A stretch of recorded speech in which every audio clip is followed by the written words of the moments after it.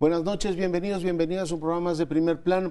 Empezamos, si les parece, con el tema energético en este país. Hace unos días daba a conocer Petróleos Mexicanos que este año, como muchos otros en el pasado, no le ha ido bien. Dice que el tipo de cambio y otros factores ponen efectivamente esta que se llamó Empresa Productiva del Estado en una situación verdaderamente límite. Y bueno, pues Andrés Manuel López Obrador, el próximo presidente de México, hizo un anuncio sobre particular. Dijo que en el sector energético se va a invertir el año próximo paquete de 175,000 millones de pesos, que es una cantidad de dinero muy relevante, no solamente para incrementar la producción, sino para la construcción de varias refinerías. Si lo planteamos en 3 años, estaríamos hablando de unos 304,000 millones de pesos de inversión. Y además anunció 2 nombramientos que han generado intensa polémica, incluso entre sus seguidores. Por un lado, Manuel Bartlett será el próximo titular de la Comisión Federal de Electricidad, un hombre que tuvo una muy coherente y muy sistemática oposición a la reforma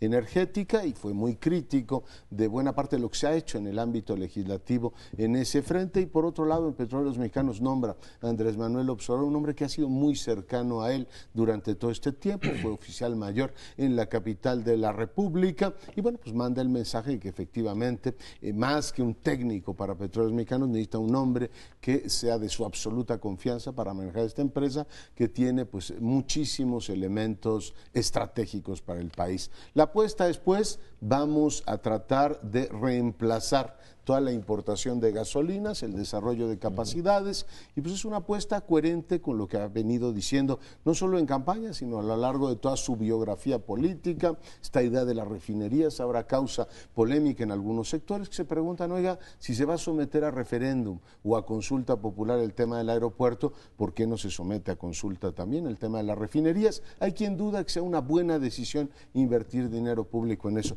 pero esa es la decisión que ha tomado el próximo presidente. ¿Cómo la ven? Bueno, hay algo interesante en esto, además de si conviene rehacer algunas refinerías, hacer otra refinería o seguir importando gasolina. Algunos dicen es bastante más barato importarla, pero hay un elemento de seguridad nacional, creo yo. Un país petrolero que depende de importar la gasolina es un poco estar abriendo flancos innecesarios. No veo yo que Estados Unidos, por alguna razón, nos vaya a cerrar las llaves de sus gasoductos o oleoductos. Pero ¿y si las cierran?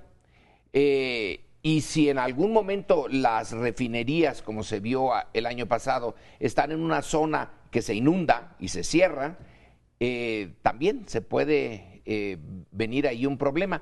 Lo lógico en un país petrolero es que también pueda producir sus refinados. Así no dependerá en una cosa tan importante como es el suministro de energéticos del exterior. Algunos países no pueden evitarlo, no tienen petróleo, tienen que importarlo, pero nosotros sí tenemos. Entonces, ¿por qué estamos importándolo? Yo lo quisiera ver desde otro ángulo, los nombramientos, porque uno puede entender que nombre a 2 leales, Octavio Romero para Pemex y a Rocío Nale para Energía, han sido compañeros de viaje en la lucha política. El que realmente me sorprende es Manuel Bartlett, porque me huele a pago de cuotas al Partido del Trabajo o a un sector que no logro identificar, porque ¿a quién representa Manuel Bartlett? Él no tiene una historia de una gran experiencia, no ha escrito libros sobre el tema de la electricidad, en fin, es un funcionario público que ha recorrido pues educación pública, gobernación, en casi todos los cargos que uno puede imaginarse, pero no el mundo de la energía eléctrica. Vamos a ver, pero Andrés Manuel se está abriendo ahí un flanco, uno de los flancos de una situación ya de por sí complicada, porque si lleva adelante sus proyectos para modificar lo que pasa en el sector energía, tendrá que mantener una relación tensa. Decía, tú usaste un término, Lorenzo, en la mañana que me pareció muy correcto, una relación de tensión permanente o algo así, con los concesionarios, los que ya recibieron concesiones, que se van a revisar, y con el sindicato. El sindicato petrolero y electricista son animales muy sólidos, muy consolidados, bien atrincherados, y que si quiere modernizar o limpiar de corrupción, va a tener por fuerza que tocar algunos aspectos de la relación, por ejemplo, las canonjías que se entregan por contrato colectivo de trabajo a los sindicatos, no por voluntad, sino lo voluntario puede ser así, que les digan, mira, por este ducto puedes meter un huachicol o huachicolear porque ahí no hay vigilancia, en fin. Pero solo en lo legal va a ser complicado, pero en fin es parte del ajedrez estratégico, uno de los muchos ajedrezes en los cuales va a estar jugando Andrés Manuel López Obrador. Retomo lo de Bartlett, no deja de ser paradójico que de alguna manera muchos consideran este triunfo de López Obrador como la reivindicación del grupo dentro del PRI que rompió en 87 porque no les gustó el cambio de modelo económico, el neoliberal, y que al nombrar a Carlos Salinas de Gortari, pues ya la señal era, aquí nos vamos a quedar mientras dure. Entonces viene esta ruptura y de alguna forma muchos dicen, pues eso es lo que está regresando con López Obrador ahora al poder, eso es lo que se está reivindicando. Digo, la paradoja es que quien precisamente obstruyó a Cuauhtémoc Cárdenas en la elección del 88, pues ahora ocupa un cargo tan importante. Son esas paradojas que hay en la historia y que a mucha gente, aún de los morenistas, pocos, pero algunos sí les ha molestado, ¿no? Decir, oigan, pues este es el que hizo el gran fraude a la izquierda del 88. Pues él dice que no, pero estaba en la Secretaría de Gobernación, que es el que se encargaba de toda la parte electoral, el sistema, los paquetes que se destruyeron, en fin. Es una paradoja. Pero volviendo, digamos, a los temas de la política energética, porque efectivamente lo que es cierto es que Bartlett siempre se opuso a la reforma energética, como muchos otros de ese sector, de esa tendencia. Yo no estoy seguro qué vaya a hacer con la reforma energética López Obrador, porque podría ser, porque a veces algunos de sus voceros dicen una cosa, otros otra. Han manejado la idea de que, por ejemplo, en la reforma energética la limpiarían, revisarían los contratos, que no haya corrupción, lo cual sería en sí mismo algo muy bueno. Pero eso es muy distinto a que echar atrás la reforma energética. Una cosa es limpiarle y decir, a ver, si aquí hay contratos con corrupción, no los vamos a permitir, los vamos a revisar, pero la reforma como tal continúa con las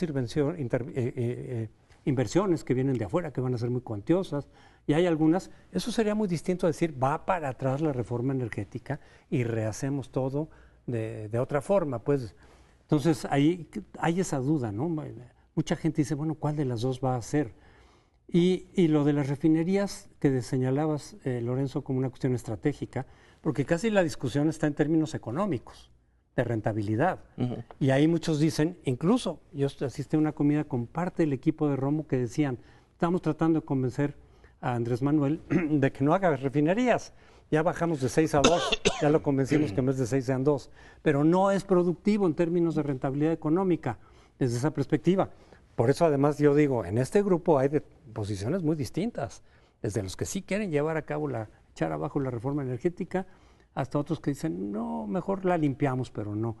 Pero este asunto estratégico sería, ¿qué tanto de pérdida económica valdría la pena por la cuestión estratégica que señala Lorenzo? Lo que pasa es que políticamente y la biografía, digamos, del López Obrador se explica en gran medida por este tema de las refinerías. Hay que recordar que él es tabasqueño y este tema yo se lo he oído hace 20 años. No hay ninguna razón para que llegando a ser presidente este asunto de pronto digan, no, ya me convencieron de que económicamente no es una, digamos, cuestión viable. Hay todo un debate, el propio sexenio de Calderón construyeron o abrieron todo para construir una refinería, finalmente fue un fracaso. Es decir, hay mucha gente que dice que técnicamente es muy complicado complicado. Además te preguntan, oiga, ¿y la va a administrar el sindicato? Eso es una garantía absoluta de que no funcione. Y la verdad es que tenemos un Pemex, es realmente un enredo nacional, porque el Pemex anterior a la reforma no funcionaba. El Pemex de la reforma lo están dejando en los huesos, nos están diciendo, está quebrado y está a punto de perder la, ¿cómo se llama? Esta que te dan las calificadoras, ¿no? La calificación para poder contratar deuda. Entra López Obrador y dice, bueno, pues tengo que administrar la ruina. Literalmente está agarrando del pozo el petróleo mexicano y dice, bueno, pues vamos a inyectarle dinero público. Entiendo que el debate se abre y decir, oiga, pues es mucho dinero. Usted dijo que si ahorrábamos 500,000 millones por la vía de la corrupción, pues ya 304,000 se lo metió al sector energético. No necesariamente son las cuentas así de sencillas como yo las planteo, pero sí estamos hablando de una decisión en materia de finanzas públicas pesada, o sea, que tiene muchas implicaciones. Y lo otro, pues ha jugado un poco en las dos pistas. Él claramente dijo, la reforma educativa va para atrás, pero la energética no. La energética no. Dijo, separaron las rondas, se mandan hasta el 19, hasta que revise absolutamente todo. Lo que no creo que se pueda obviar es el mensaje político de Bartlett. Yo ahí sí discrepo de ti, Sergio. O sea, claramente ha sido un hombre que ha trabajado el sector energético desde el Poder Legislativo, ha sido un referente sistemático en la crítica a la reforma del sector energético y es un hombre que conoce muy bien ese tema. O sea, él tiene ya una idea precisa de que buena parte de lo que se hizo ahora es una mala idea. Por tanto, creo que el mensaje político está claro. El presidente le dice, se encarga usted de la CFE, no la de 88, que era la Comisión Federal Electoral, sino de la Comisión Federal de Electricidad en 2018. Yo creo que es un mensaje político de primer orden. Y todo se le puede criticar a Bartlett, menos que no haya sido un aliado muy sólido de Andrés Manuel López Obrador hace por lo menos 2 sexenios. El tema del sindicato que se señala, bueno, ¿y qué se hace con este monstruo? El sindicato nació en buena medida como parte central del PRI, ¿no? Es la parte, el sindicato de petróleos, el sindicato de profesores, el sindicato eléctrico, pero ahora que no está el PRI, porque bueno, para propósitos prácticos ya se nos fue. Entonces se queda el sindicato solito en un ambiente en el cual el grueso de la opinión pública está en su contra. No tiene manera de defenderse con legitimidad. Está en una posición, dices tú, es un animalazo el sindicato, pero es un animal que está herido. Está herido por falta de legitimidad y porque se le fue su base política. Así que yo supongo que sí se puede lidiar con él, sobre todo si el gobierno tiene la legitimidad que ahorita, mantiene la legitimidad que tiene ahorita, sí se puede enfrentar a ese sindicato. Mira, desearía fervientemente que así fuera porque estoy entre los que piensa que ese tipo de sindicalismo ha sido nocivo para el país. Vamos, ese sindicalismo rapaz que se dedica no a defender los intereses de los trabajadores, o no solamente, sino a beneficiar los intereses de los líderes. La misma historia con el Bester Gordillo. Es decir, hay ejemplos, o Víctor Flores, el de los ferrocarrileros. Por tanto, yo creo que van a defenderse como puedan, y eso significa legalmente, políticamente, paralegalmente, van a usar todos los recursos para defender privilegios. No porque sean... ¿Cuántos años hace que no son legítimos? Vamos, bastantes. Ahora lo que quieren es quedarse con todo lo que puedan y en todo caso vamos a ver ese forcejeo. Y sobre Bartlett, entiendo, yo tenía entendido que su especialidad es más petróleos mexicanos que la Comisión Federal de Electricidad. Puedo estar equivocado, lo voy a verificar, pero en mi opinión que de electricidad no ha sido su fuerte.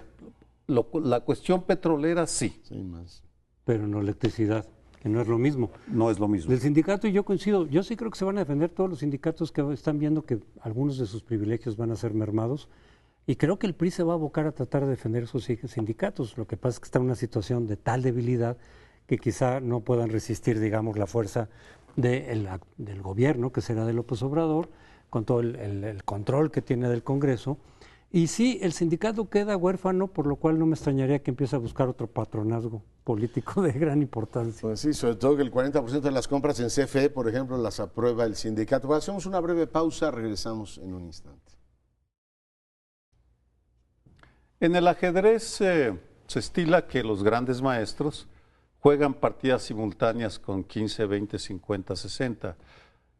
Valdría la pena hacer un conteo de en cuántos ajedrezes está jugando o cuántas partidas está librando simultáneamente Andrés Manuel López Obrador. Porque ya hablamos de la energética, Estados Unidos, podremos seguir hablando. Me voy a referir a una fascinante que empezó a agarrar fuerza, el del salario justo. Andrés Manuel, con toda razón, dice 108,000 pesos netos, nadie puede ganar más que esa cantidad en el sector público. No quedó claro si el ejecutivo, legislativo, judicial, descentralizados, en fin, eso todavía está en la ambigüedad, hasta donde entiendo. Pero en todo caso, está en la mesa el tema de cuánto gana el rector del UNAM, cuánto gana fulano, sutano. Y el lunes pasado yo hice de pasado un comentario de que el subsecretario Miguel Ruiz Cabañas de Relaciones Exteriores mandó un tuit defendiendo la excepcionalidad del servicio exterior, que el servicio exterior mexicano debe ser tratado diferente. Y yo le dije, bueno, pues los jueces están diciendo lo mismo y pronto escucharemos a todos los gremios justificar.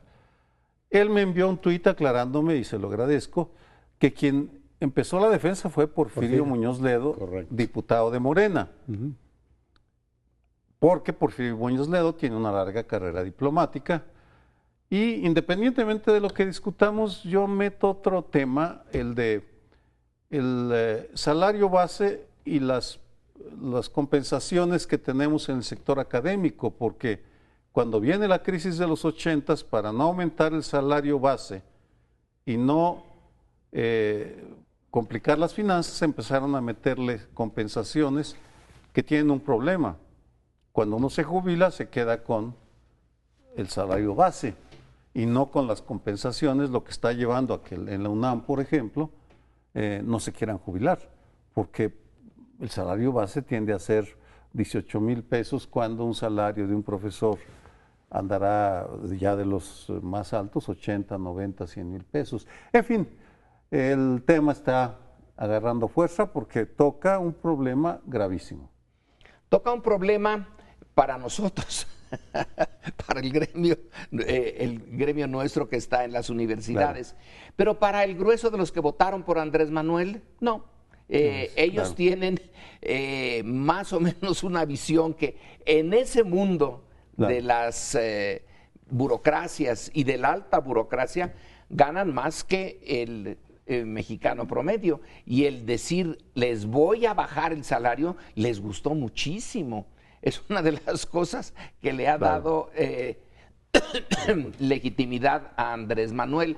Así que en el mundo de la burocracia y de la alta burocracia se dice, si les bajan el salario, se van a ir al sector privado. Bueno, esa es una posibilidad, ¿cierto? Se les van a ir gentes muy bien preparadas, esa también es otra posibilidad. Pero pareciera que al grueso de la opinión pública eso le tiene más bien sin cuidado. Es más, yo diría que están alegrando. No hay que alegrarse del mal para algunos, del mal ajeno, porque sí se necesitan técnicos y se necesita gente bien preparada y hay que pagarle. Pero se va a pagar justos por pecadores ahora. Yo creo que el tema del 90% aprueba eso, ¿no? La encuesta de Reforma interesantísima, decía, bajar el sueldo a los burócratas, a ver, punto. La única que la gente no está muy clara de lo que ha presentado López Obrador es esto de perdonar delincuentes en esa encuesta, ¿no? Pero el 90% le aplaudía lo de bajar salarios, o sea, es moneda ganadora. Además tiene razón el próximo presidente, la Constitución lo dice. lo que está planteando, lo decía antes de que él fuera presidente, nadie puede ganar más que el presidente, lo que no había era un desarrollo, digamos, legislativo y una voluntad administrativa y política de cambiar esto. Yo creo que, y lo decía la próxima secretaria de la Función Pública, todavía no lo tienen totalmente claro, ¿no? Porque una cosa es decir, a ver, el presidente de la República va a ganar tanto, pero bueno, claramente el presidente tiene pues un salario integrado muy potente, ¿no? Vive a costa de la nación, aunque viva modestamente, toda la parte de su vida no la tiene resuelta un director general, ni la tiene resuelta, por ejemplo, un funcionario que trabaja en el consulado mexicano en Nueva York y que dirá, oiga, somos 4 gatos, efectivamente la defensa la empezó a hacer Porfirio Muñoz Ledo, todavía ayer volvió sobre el tema y dijo, oiga, nuestro servicio exterior es conocido por su austeridad, no por cosas que, digamos, parezcan absolutamente fastuosas. Claramente él hace una defensa de un cuerpo, muchos otros lo podrán hacer de otros cuerpos, los académicos podrán decir, mis compañeros de la UNAM dicen, oiga, ¿y nos van a quitar el servicio de gastos médicos mayores? Pues yo creo que sí, si tenemos efectivamente un compromiso político de recortar, que no se use el dinero público para pagarle a un privado, pues en buena lógica también tendríamos que pasar por ese tubo y por supuesto para la lógica de muchas personas, el que un académico gane 80 o 90 mil pesos va a decir, bueno, ¿y qué hace este para ganar estos sueldos? Sí te lleva una lectura entre política, demagógica y populista, porque ciertamente tú puedes decir, bueno, pues si un señor que gana 80 mil y tiene o 90 mil 30 años de servicio, ¿se merece eso o no? Claro, cada quien tendrá la lente. Yo creo que deformaron mucho el debate sobre los salarios, el tema de los ministros de la Suprema Corte, que sí rebasa o está completamente fuera de lo que es el rango de los salarios generales, pero bueno, supongo que poco a poco irán definiendo los tabuladores, porque si bajas a uno tendrías en buena lógica que ir bajando el resto de los tabuladores, como por cierto ocurrió cuando gobernó la Ciudad de México Andrés Manuel López Obrador. Y así como Porfirio Muñoz Ledo sale en defensa de los salarios del Servicio Exterior Mexicano, Olga Sánchez Cordero sale en defensa de los salarios, o algunos de los salarios del Poder Judicial. Y la pensión, o sea, los ¿no? diferentes, las pensiones y demás, ¿no? Muchas de las prerrogativas que tienen, porque cada uno dice, es que se justifica según su función, es que las responsabilidades que tienen. O en el caso del Servicio Exterior también es decir, es que se les paga según el nivel de tabuladores que hay en los distintos países, que no son los mismos, es distinto. En fin, cada quien está haciendo la defensa de su respectivo gremio, a veces con elementos no descartables, ¿no? No totalmente desechables, pero otras veces estarán defendiendo ciertos privilegios, ¿no? Harán lo que puedan para tratar de defender esa parte de privilegios, pero yo sí le veo más un sentido político de vinculación con la gente que al grueso del electorado le gusta, más que un aspecto estrictamente administrativo, es decir, los especialistas dicen que no te vas a ahorrar mucho dinero con eso, con los salarios bajándoles, que obviamente ahorras algo, pero no que te vaya a resolver realmente el problema de tener nuevos recursos para los programas de gobierno, los programas sociales que está planteando López Obrador. Pero sí es una cuestión de vinculación política, es decir, no puedes tener una burocracia tan privilegiada a los ojos de la mayoría de los mexicanos, sino que tiene que ser, digamos, una vinculación mayor entre la burocracia, el gobierno, las altas esferas y la ciudadanía en un país tan desigual como México. Pero el otro punto que queda por ahí, que está inquietando mucho, aparte de la burocracia, es no solamente es el recorte, que tendría que hacerse muy, muy detallado para que no genere ineficacia. Es decir, sí recorte, pero vamos a ver en qué casos, qué tanto, qué porcentaje, y no hacer una tabla rasa, porque entonces sí te pueden salir las cosas un poco mal, sino el despido de los empleados de confianza, que podrían ser muchísimos, y que ahí no es nada de recorte del salario a la mitad o en alguna medida, es el despido de buena parte de quienes están como empleados de confianza, que muchos dicen son los que tienen la parte de la responsabilidad, que también se defienden, por supuesto, están defendiendo, es que buena parte de la responsabilidad de las diferentes dependencias está en esos empleados y los vas a recortar en un porcentaje altísimo al parecer. 70%. 70 o algo así por ciento. Por supuesto que es indispensable que se corrijan algunas de las desigualdades, pero de repente ha empezado a crecer este tema porque ya se ve cerca, no era lo mismo un eslogan de campaña, una propuesta, a ver qué se viene y que en las instituciones se empiecen a hacer cuentas, porque muy pronto estaremos discutiendo el tema del salario mínimo o el tema de los contratos que se dan a empresas que los renuevan cada 28 días para no, de los derechos laborales, o el de los impuestos al gran empresariado nacional, o el de las tasas que pagan las mineras, por ejemplo, que sacan tanta riqueza y pagan tan poco. Tal vez sea no tal vez, es una sacudida necesaria que será otro de los temas que tendremos que ir discutiendo, porque no hay marcha atrás. Van a bajar el salario del próximo presidente y a partir de ahí, pues ya veremos cómo reacciona cada uno de los sectores que se verán afectados, porque empezará a salir la evidencia de cuánto gana cada uno. Oye, pero yo no los conectaría, y espero que el sector privado no agarre esta lógica de la austeridad y recortar sueldos, porque si no, entonces ya apaga y vámonos. No, aquí yo creo que el gran asunto debe ser, ciertamente, que el debate sobre los salarios es uno, y el debate sobre funcionarios, digamos, impúdicamente pagados debería ser otro. No, general, yo, como digo, me reservo mi comentario final hasta que Irmeréndira Sandoval nos diga cómo están los tabuladores, qué órganos del Estado se preservan y cuáles no. Obviamente, como tú dices, todo el mundo estaba feliz diciendo, les van a recortar a los ministros de la Suprema Corte. No, también le van a recortar a usted. Oiga, y el seguro de gastos médicos mayores de tal cuerpo, también se lo van a quitar a usted. O sea, a los ojos, como decía Lorenzo, de muchos mexicanos, ese es un privilegio que tenemos y que ciertamente, visto así, es un privilegio. Cuando de pronto te dicen, es que a usted también le va a tocar, la lectura es otra. Yo, por supuesto, creo que hay que esperar a que finalmente nos den el proyecto terminado, los 50 puntos de austeridad. Contempla también qué va a hacer con los sindicatos, que no lo tenía claramente si iba a haber recortes a ellos o no, pero lo dejo ahí. Y la otra parte son ciertos privilegios que no van en el sueldo, pero que sí son importantes y van a recortar. Los choferes, los autos, las cuentas, esa forma de vida que tenían y que supongo que todavía tienen, pero lo interesante aquí es que en realidad quienes se están castigando es Andrés Manuel y su grupo, son los primeros en castigarse. Yo me castigo, y si yo me castigo, entonces todos los demás también. Es la manera de tener legitimidad. Primero yo me quito la mitad. No voy a Los Pinos, vendo el avión, me voy a pie aquí, me voy caminando, Pues voy en el ya metro. sabemos a dónde va a ir, dónde va a vivir. No queda claro, dijo que puede ser que en una casa que se acondicione por el centro, porque antes había dicho que Palacio Nacional, también podría ser ahí, en una cosita que tiene Hacienda ahí al lado. Es gigantesco el Palacio Nacional, yo creo que cabrían fácilmente.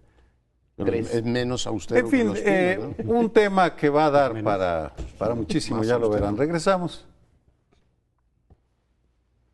La semana pasada aquí se comentaba sobre la carta que envió López Obrador a Donald Trump y que fue muy criticada por diferentes círculos por los términos con los que estaba planteado, que en realidad yo veo que es más o menos consecuente con el discurso que ha manejado López Obrador hacia Trump.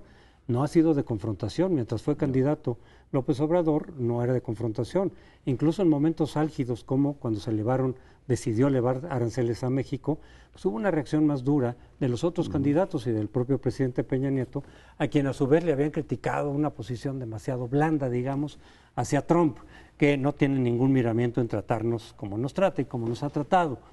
Creo que López Obrador ha mantenido un discurso bastante tranquilo, digamos, hacia Trump, con la racionalidad que él mismo ha explicado de que hay que hablar con él, hay que ir en buenos términos, hay que convencerlo, de que no nos conviene tener una relación tirante a ninguno de los dos países, y creo que es en esos términos en que planteó lo de la carta. Fue criticado también el hecho de decir, los dos estamos transformando nuestro país, como si estuviera avalando el tipo de transformación que está haciendo, así se entendió en todo caso, que está haciendo Trump, que a los mexicanos no les conviene para nada, porque incluye todo lo de la migración, separar a las familias de los niños, etcétera.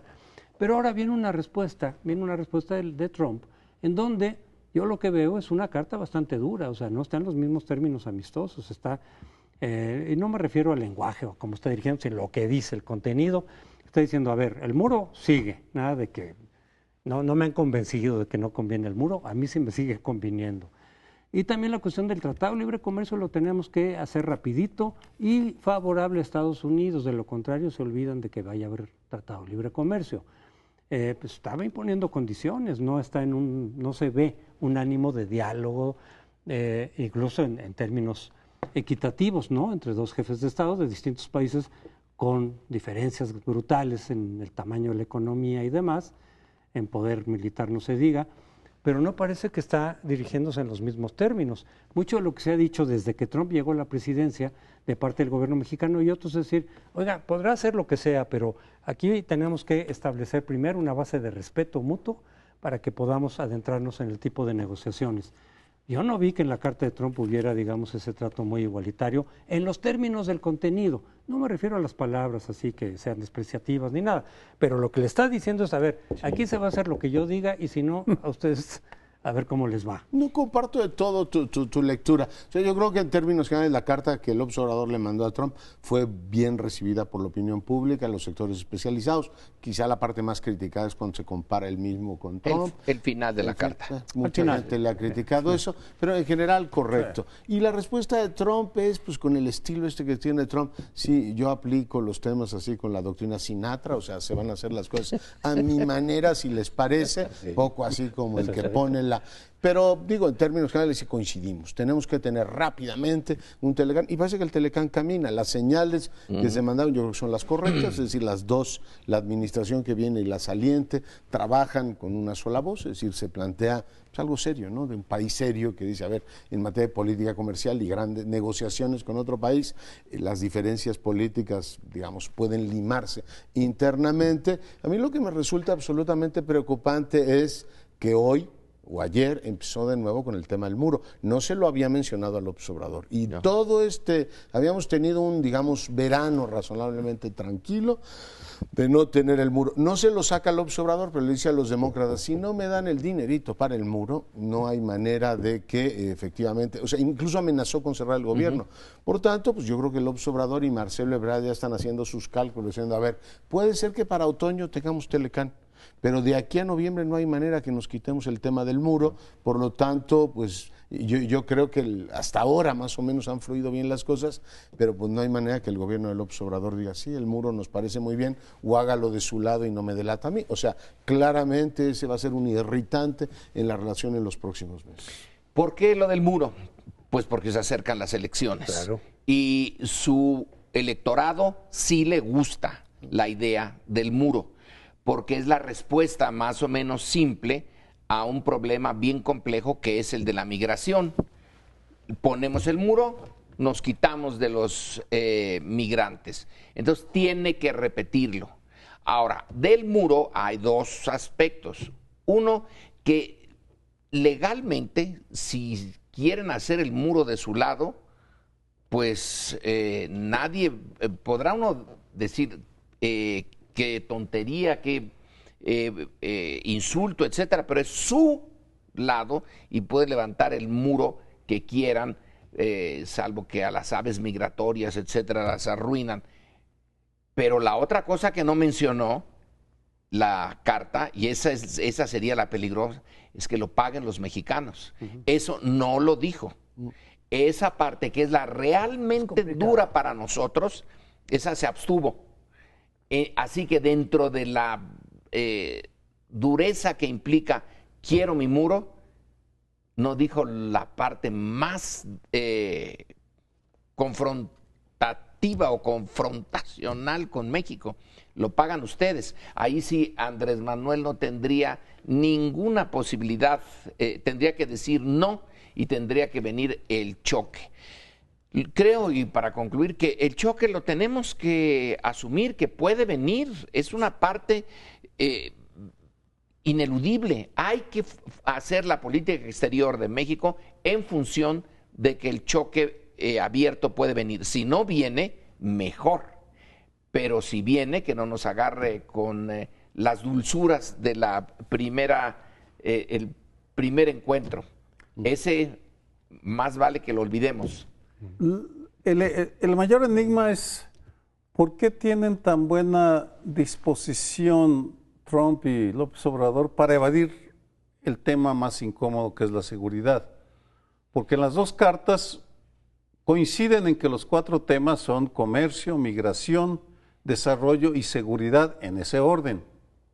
Pero, salvo una mención de pasada de Andrés Manuel, de que va a dedicar 25% de ingresos que obtenga de la zona franca a la seguridad, evaden el tema. No lo mencionan, salvo el tuit de ayer domingo, el 29, fueron 29 días de tregua en la cual saca el muro, pero no lo refiere a México. Lo refiere a la disputa con los demócratas, porque dice, si no me dan el dinero, cierro el gobierno, que tiene que ver con el año fiscal de Estados Unidos. Es una situación así media rara, que en octubre, si no aprueban el presupuesto, cierran el gobierno, literalmente, cierran, empiezan a correr gente. Pero el debate ha seguido. Solo menciono una escaramuza que se calmó el 17, fue Olga Sánchez Cordero al colegio, y al final soltó la bomba.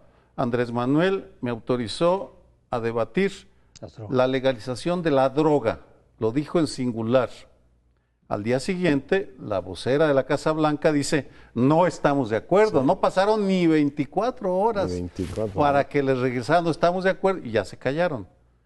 Pero coincido contigo, ¿cuánto va a aguantar esta tregua entre los dos? No lo sabemos. Hay una carrera contra el tiempo, ojalá y aprueben el Tratado de Libre Comercio antes de las elecciones de noviembre y antes que Andrés Manuel sea presidente, porque una vez siendo presidente, depende de él, ahora mucho depende de Enrique Peña Nieto, el olvidado de Los Pinos, tiene en sus manos más hilos de los que nos imaginamos. Aquí el problema para el gobierno de López Obrador frente a Trump, digo, de los muchos que pueden surgir, es que México fue un tema de las elecciones, pero esa posición de confrontación a México, de decir nos están abusando y los migrantes no los aguantamos, fue un elemento fundamental de su elección y él va a estar en elección permanentemente, porque viene la de noviembre, después hacia 2 años viene la reelección y así se va siguiendo. Entonces es un tema que probablemente no quiera soltar mientras haya una elección a la vista, porque es lo que le ha sido redituable, ese y otros temas desde luego, pero ese ha sido muy redituable para el electorado de Donald Trump. Entonces ahí pues va a ser siempre una posición de decir, oye, ya olvídate de tus elecciones y vamos a entrarle a la cuestión bilateral en términos que sirvan a los dos países, pero creo que él no va a dejar de lado completamente la perspectiva electoral, que además es cada 2 años, ¿no? Una dinámica así muy rápida.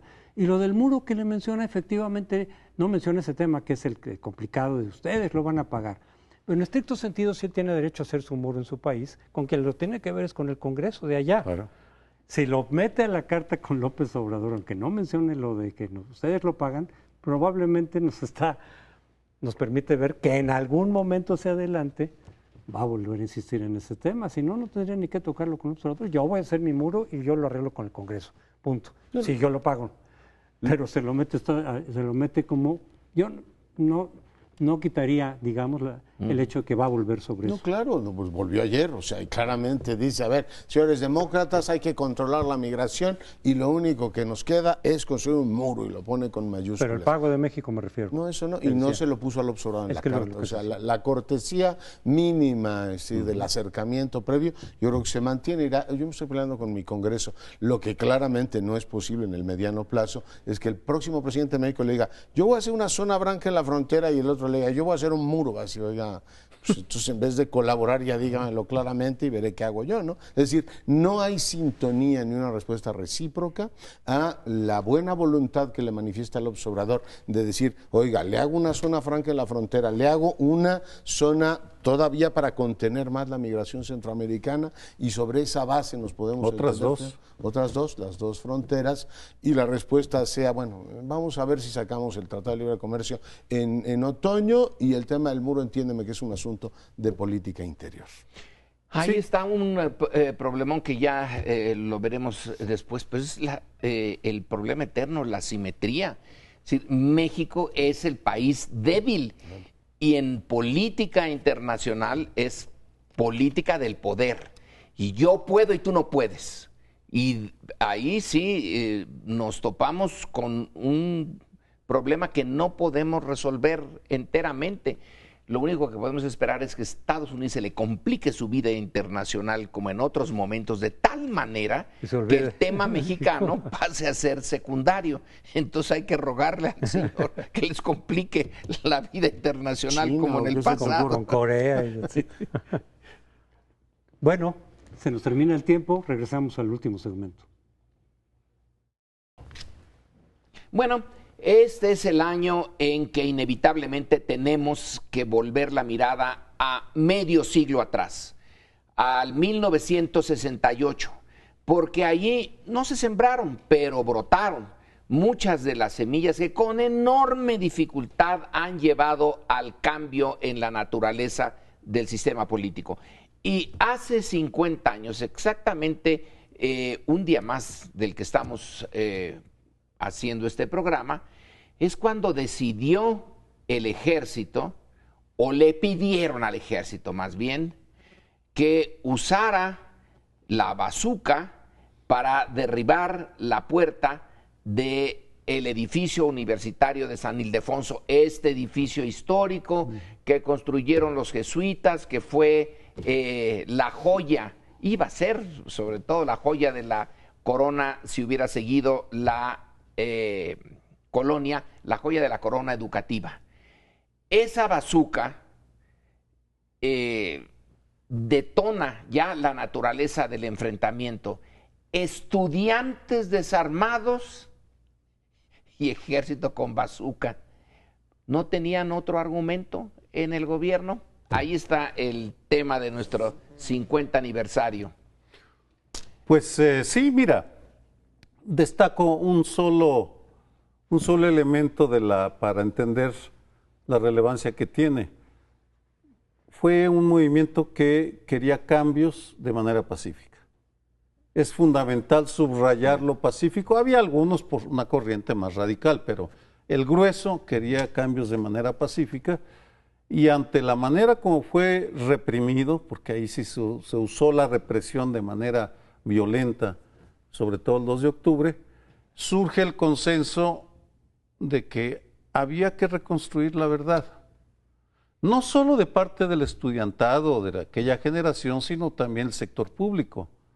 Marcelino García Barragán sacó documentos bien importantes y otros funcionarios también, los académicos, y en ese sentido lo comento porque es un elemento nuevo. Acabo de publicar un libro sobre este tema y una de las novedades es haber encontrado documentos que certifican la importancia que tuvo la CIA en el movimiento.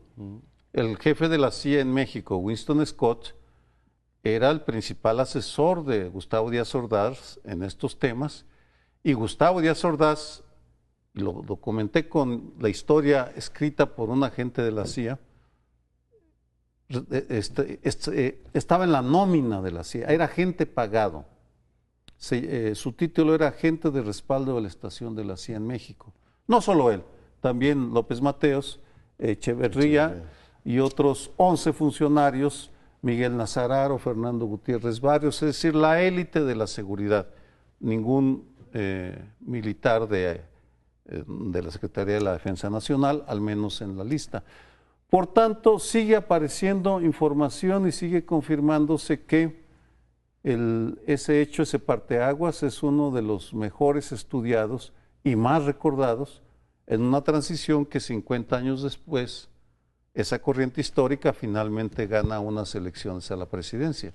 Voy a leer tu libro, por supuesto, con todo interés. Siempre me he preguntado por qué alguien que estaba en una posición de privilegio, como Díaz Ordaz, Echeverría, recibían dinero de la CIA. O sea, yo supongo que dinero era lo único que no les faltaba, ¿no? Y tenían mil maneras de allegarse dinero. El acto profundamente servil de recibir dinero de un gobierno extranjero por informar es una forma de vasallaje que personalmente me intriga. Pero no digo más que eso sobre ese tema. Lo siguiente es que una de mis preguntas centrales es cómo va a gestionar el gobierno que entra a la memoria. Es decir, todo este tema, ¿qué va a hacer con el 68 si finalmente va a ser un elemento pues solamente del calendario cívico, es decir, que lamentan mucho y que no vuelva a ocurrir? Pero, ¿qué va a hacer este gobierno para gestionar la memoria no solo del 68, sino de la guerra sucia? Ya ha habido en estos momentos rifirrafes con el ejército zapatista. ¿Qué hacer para gestionar la propia memoria del movimiento indígena? En fin, lo dejo ahí porque tampoco sé lo que vaya a hacer, y en los próximos días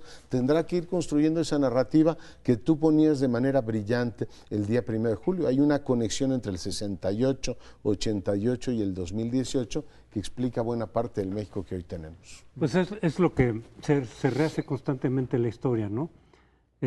Tanto porque al tiempo se pueden ver las cosas de otra manera, o se cuenta con cierta información que antes no se tenía, se puede ir reinterpretando la explicación de qué es lo que sucedió en un hecho histórico determinado, que en este caso sería el 68, pero también porque las posiciones de los gobiernos pues son distintas, su ideología es distinta, su trayectoria es distinta. Se pueden en este caso vincular mucho más con ese movimiento de lo que lo podría hacer, por ejemplo, el PAN, con los gobiernos panistas. Y el propio PRI neoliberal, pues igual y tampoco se sentía identificado con ese movimiento, más bien estaban del otro lado. Pero eso hace que de pronto se vaya reinterpretando la historia de maneras distintas, y se puede seguir reinterpretando de otras, por supuesto, después. Entonces es como una labor constante, ¿no?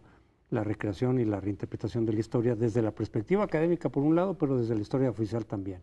Entonces seguramente habrá una visión un poco distinta de lo que ha habido en ese tipo de momentos. A mí el 68 me representa como que sí hubo un quiebre, aunque de ahí no derivó propiamente ni la inestabilidad del régimen, desde luego, creo que no había la capacidad para desafiar la estabilidad del gobierno, pero sí un quiebre en términos de legitimidad, como que la sociedad hasta entonces estaba diciendo, mira, siguen viniendo los hechos de la revolución, los avances que te planteaban ahí en las escuelas, en fin, el campo, y mucha gente lo daba por hechos, y ahí está la revolución dándonos lo que nos ofreció, y también una idea de que éramos un país que iba avanzando hacia la democracia, que poco a poco íbamos avanzando. Incluso varios académicos, incluso norteamericanos, decían, esto no es tan rápido, pero se está dirigiendo hacia la democracia. Y como que el 68 rompió con esa imagen, como que dijeron, no es democrático. Una cosa es que vaya abriéndose en un proceso distinto, que es más o menos una simulación. Vas abriendo algunos espaciecitos, pero para preservar el régimen autoritario, no para cambiarlo, ni mucho menos hacia la democracia. Y como fue algo que se dio en el centro, porque cuántos abusos no se daban y de ese tipo, y violencia y represión en puntos del país, pero que no se enteraba el centro, y por lo tanto de pronto no repercutía sobre el resto del país. Por decir uno, lo que ocurrió en San Luis Potosí en el 61, en la Plaza de Armas. Y aquí no se sabía, ¿no? Aquí no se tenía el control suficiente de los medios, pero el 68 fue en el centro del país y tuvo la repercusión suficiente como para que sí modificara la percepción. En muchos sectores decir, oye, esto no es lo que creíamos. A partir de ahí creo que vino una crisis de legitimidad del régimen. La legitimidad la pierde incluso frente a Estados Unidos. En unos documentos que están en la biblioteca Johnson, en donde se le informa, Rostow, su encargado de seguridad, le informa a Johnson de lo que, en fin, de los movimientos en México y otras cosas. La CIA de Langley de Virginia no está tan de acuerdo con su agente de aquí y dice, no, hay una especie de Díaz Ordaz le impone una visión a Scott, y Scott se la impone también a Díaz Ordaz. Entre los dos se hacen, se dan pelota, y Langley dice, no, este es un problema de la legitimidad del gobierno de México. Así se la hacía. No es Cuba. Dice, sí, algo tuvieron los cubanos, algo tuvieron los soviéticos, pero dice, no son ellos. Es el problema. La famosa estabilidad mexicana, dice uno de los documentos, ha quedado arruinada.